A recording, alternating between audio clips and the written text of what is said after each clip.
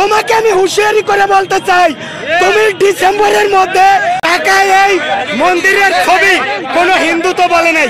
কোন হিন্দু বলছে হাতুড় দিয়ে প্রত্যেক বাড়িতে 10টা করে নাকি বলছিলাম। আমি মনে করি এই 20 টাকা প্রত্যেকটা সিরাই সিরাই কোটি কোটি নাকি দিবে আল্লাহ। কারণ এইখানে ছিল মসজিদের ছবি, এখানে মন্দিরকে দিয়ে হিন্দুদেরকে আমাদের শত্রু বানাইতেছে। হিন্দুদেরকে আমি কোন হিন্দু বলছে যে তোমরা আমাদের ছবি টাকায় দাও? কোন হিন্দু তো বলে নাই। আমি নিজেও হিন্দু ছিলাম, আমি তো হিন্দুদেরকে প্রতিপক্ষ মনে করি না। কোন হিন্দুকে বলছে যে আমাদের মন্দিরের ছবি এই টাকায় দিতে হবে? তাহলে তোমরা কেন দিলা? তোমরা সম্মানিত ভাই ও বোনেরা, এই দেশ আমাদের দেশ, আমরা দেশ এবং জাতিকে ভালোবাসি, প্রত্যেকটা নাগরিককে ভালোবাসি। আমরা কিন্তু দল ধর্মে এই দেশকে আর বিভক্ত দেখতে চাই না। যারা দেশের ভালো চায় না তারাই কেবল জাতিকে বিভক্ত করে দুঃশাসন চালাতে চায়। আমরা একটা ঐক্যবদ্ধ জাতি চাই।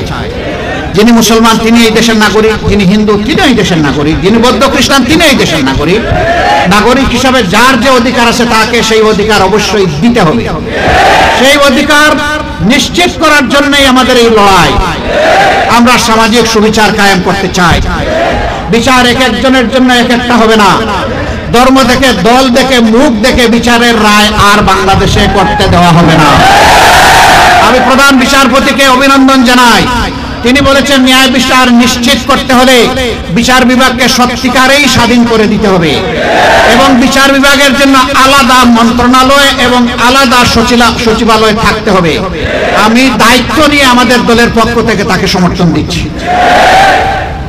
আমরা বর্তমান অন্তর্বর্তীকালীন সরকারকে অনুরোধ করব, প্রধান বিচারপতির কথা ভালো করে অনুধাবন করুন এবং তাই বাস্তবায়ন করুন। আমরা কেউ চিরদিন বেঁচে থাকবো না এবং কেউ দীর্ঘদিন ক্ষমতায় থাকবে না। সম্প্রতি স্বৈরাচারের পতন তাই প্রমাণ করেছে। দেশের জন্য আসুন আমরা সবাই মিলে ভালো কিছু করে যাই। এই সরকারের কাছে জনগণের অনেক প্রত্যাশা। আমরা কেউ কেউ বলছি যে নির্বাচনের একটা রোড ম্যাপ দিতে হবে। আমরা বলি দুটি রোড ম্যাপ দিতে হবে। কয়টা রোড ম্যাপ? দুটি। প্রথমে দিতে হবে সংস্কারের রোড ম্যাপ, কি কি সংস্কার ওনারা করবেন আর তার টাইমলাইন কি হবে, কতদিনের মধ্যে এই সংস্কার সম্পন্ন হবে। জাতি প্রথমে তাদের কাছে এটাই প্রত্যাশা করে। এর হাত ধরেই দ্বিতীয় রোড ম্যাপ আসবে, সেটি হচ্ছে নির্বাচনের রোড ম্যাপ। প্রথম রোড ম্যাপটা যদি সফল হয় ইনশাআল্লাহ দ্বিতীয় রোড ম্যাপও সফল হবে। প্রথমটা ব্যর্থ হলে দ্বিতীয়টার কোনো প্রয়োজন নাই। আমাদের দ্বিতীয়টা দিয়ে কিছুই হবে না। এই জন্য প্রথমটাই সফল করতে হবে, এটি আমাদের মূল দাবি এবং তার হাত ধরে দ্বিতীয়টাও ইনশাআল্লাহ অবিলম্বে দিতে হবে। আমরা বলেছি যৌক্তিক সময়। ওনারা সবাই জ্ঞানী মানুষ, ওনারাও দেশের নাগরিক। আমরা যেমন এই দেশকে অন্তরে ধারণ করি, তারাও এই দেশকে অন্তরে ধারণ করেন, জনগণকে ধারণ করেন।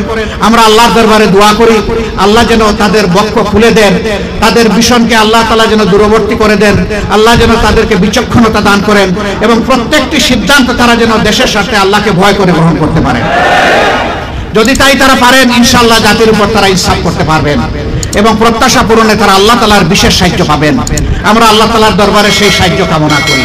কিন্তু সেই আমরাই যদি দেখি যে ওনারা শুধু ব্যর্থই হচ্ছেন না, বরঞ্চ ভিন্ন পথে হাঁটছেন, তাহলে সবার আগে যেমন আমরা দোয়া সমর্থন দিচ্ছি, সবার আগে তার প্রতিবাদও করবো ইনশাআল্লাহ। তবে আমরা ওই প্রতিবাদের জায়গাটায় যেতে চাই না। আমরা আশাবাদী থাকতে চাই ওনারা ইনশাআল্লাহ করবেন এবং আশাবাদী থাকতে চাই ইনশাআল্লাহ ওনারা পারবেন।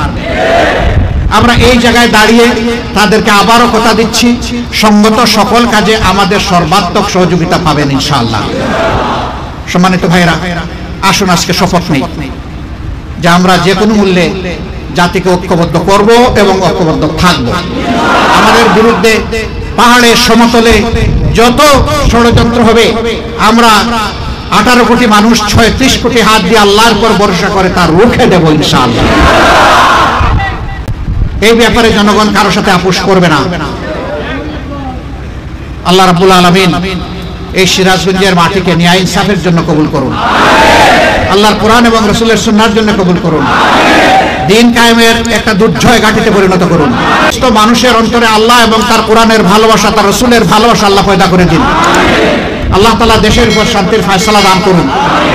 আমাদের দেশের যে স্বাধীনতা, দ্বিতীয় স্বাধীনতা যেটাকে বলা হয়েছে, আল্লাহ তাআলা নিজে এটাকে হেফাজত করুন, এটাকে আল্লাহ তাআলা দীর্ঘস্থায়ী করুন। দেশের স্বাধীনতা এবং সার্বভৌমত্বের বিরুদ্ধে যারা ষড়যন্ত্র করছে, আল্লাহ নিজেই তাদেরকে ব্যর্থ করে দিন।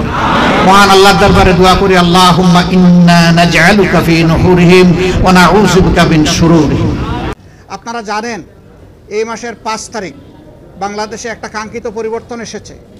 এই পরিবর্তনের সামনের সারিতে থেকে যারা লড়াই করেছে অন্যায়, অসত্য এবং জুলুমের বিরুদ্ধে, অধিকারের পক্ষে, তাদের কয়েকজন গুরুত্বপূর্ণ সমন্বয়ক আছে যারা সমন্বয় করে গোটা কর্মসূচি বাস্তবায়ন করেছে। তাদেরই একজন হচ্ছে হাসনাত আব্দুল্লাহ। সে কুমিল্লার একজন ছেলে, ঢাকা বিশ্ববিদ্যালয়ে লেখাপড়া করে। আপনারা তার সম্পর্কে জানেন। গতকালকে একটা বাহিনীর কিছু লোকেরা তারা প্রতিবাদ করতে এসে সমস্ত আইন কানুন ভঙ্গ করে গায়ের জোরে তারা সেক্রেটারিয়েটে বা সচিবালয়ে ঢুকে পড়েছিল।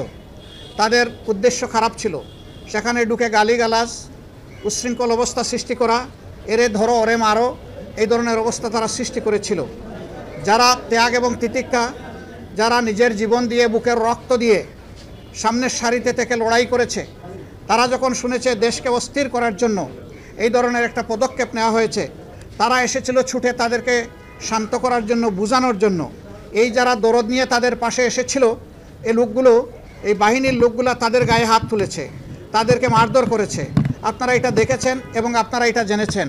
আপনাদের মাধ্যমেই আমাদের জানার সুযোগ হয়েছে, মিডিয়া আপনারা তুলে ধরেছেন। তারা অনেক ধৈর্য ধরেছে, কিন্তু যখন দেখেছে যে সব কিছু সীমা ছাড়িয়ে যাচ্ছে, সীমা লঙ্ঘন করছে, তারা রাষ্ট্রের ব্যবস্থাকেই ভেঙে দিতে চায়, চুরমার করে দিতে চায়, তখন বাধ্য হয়ে তারা এদেরকে প্রতিরোধ করেছে এবং প্রতিরোধের মুখে তারা পালিয়েও যায়। ওই সময়টাই তারা হাসনাত আব্দুল্লাহ সহ আরও অনেকের উপরে হামলা করে।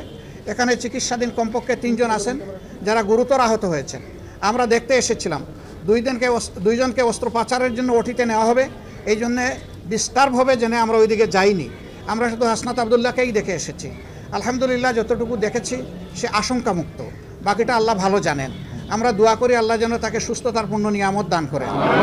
আর এইরকম একটা কাঙ্ক্ষিত গণবিপ্লবকে বিফল করে দেওয়ার জন্যে যে কোনো দিক থেকেই যে আসুক, গোটা জাতিকে এর ব্যাপারে সোচ্চার সজাগ থাকতে হবে। কেউ অপতৎপরতা চালালে সেটাকে বন্ধ করে থামিয়ে দিতে হবে। আপনারা কয়দিন হলো ভাই? এখনও তো একটা মাস হয় নাই, সামান্য কয়টা দিন গিয়েছে। দুনিয়ার জমানো সমস্ত দাবি দাওয়া নিয়ে সবাই এখন রাস্তায় নেমে গেলে